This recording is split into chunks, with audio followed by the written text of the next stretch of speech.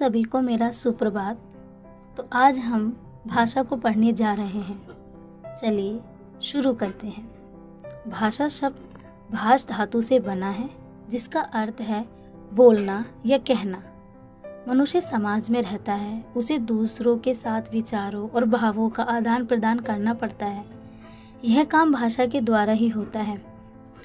हमें पता है कि ये संवाद की दृष्टि से भी बहुत महत्वपूर्ण है और भाषा का होना इतना ज़रूरी है क्योंकि यह एक पीढ़ी से दूसरी पीढ़ी तक ज्ञान और संस्कृति को हस्तांतरित करती है।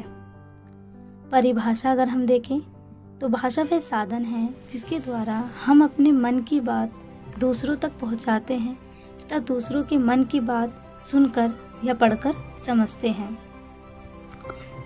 हम भाषा के प्रकार को देखते हैं तो भाषा के 3 प्रकार हैं। पहला लिखित भाषा, दूसरा मौखिक भाषा, तीसरा सांकेतिक भाषा। तो पहले चित्र में अगर हम देखें तो उसमें शिक्षिका द्वारा एक छात्रा को निबंध का विषय दिया है लिखने के लिए। वह शिक्षिका निबंध के माध्यम से ही अपने भावों और विचारों को प्रकट कर रही है, तो यह उसका एक लिखित भाषा का माध्यम है। ऐसे ही दूसरे चित्र में एक छात्रा और एक छात्र है जो वार्तालाप कर रहे हैं। तो ये वार्तालाप जो है ये मौखिक भाषा का एक उदाहरण है। और अगर हम वहीं तीसरे चित्र में देखें तो वहाँ पे एक शिक्षिका है जो 2 छात्रों को संकेत के माध्यम से मुंह पर उंगली रखकर चुप रहने के लिए इशारा कर रही है। मतलब उन्हें वो कह रही है कि चुप हो जाओ। तो भाषा से शुरुआत करते हैं। जब हम मन के भावों तथा विचारों को लिखकर प्रकट करते हैं तो वह भाषा का लिखित रूप कहलाता है। उदाहरण के लिए पत्र हो गया, लेख हो गया, समाचार पत्र, कहानी, जीवनी, संस्मरण इत्यादि, ये सब लिखित के ही उदाहरण हैं।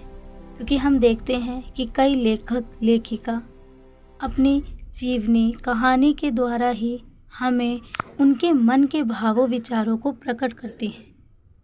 किसी भी भाषा को लिखने के लिए उसके वर्णों, शब्दों, वाक्यों अर्थात व्याकरण का संपूर्ण ज्ञान होना जरूरी है। अगर हमें किसी भी भाषा को लिखित रूप में पढ़ना है तो अब हम भाषा के दूसरे रूप को देखते हैं जो है मौखिक भाषा।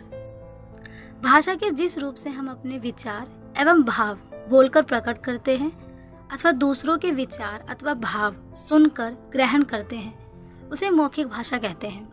उदाहरण के लिए भाषण देना, टेलीफोन पर बात करना, माइक पर बोलना, वार्तालाप करना, आमने सामने की बातचीत इत्यादि।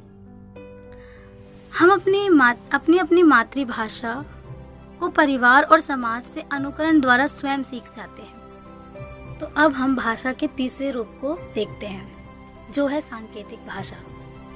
संकेत भाषा या सांकेतिक भाषा एक ऐसी भाषा है जिसको हम विभिन्न प्रकार के दृश्यों, संकेतों के माध्यम से व्यक्त करते हैं। उदाहरण मनुष्य का हाथ जोड़ना, पांव छूना, मुट्ठी कसना, लाल बत्ती होने पर ट्रैफिक का रुकना, तो अलग अलग दिशाओं में गतिशील 2 हाथ इत्यादि।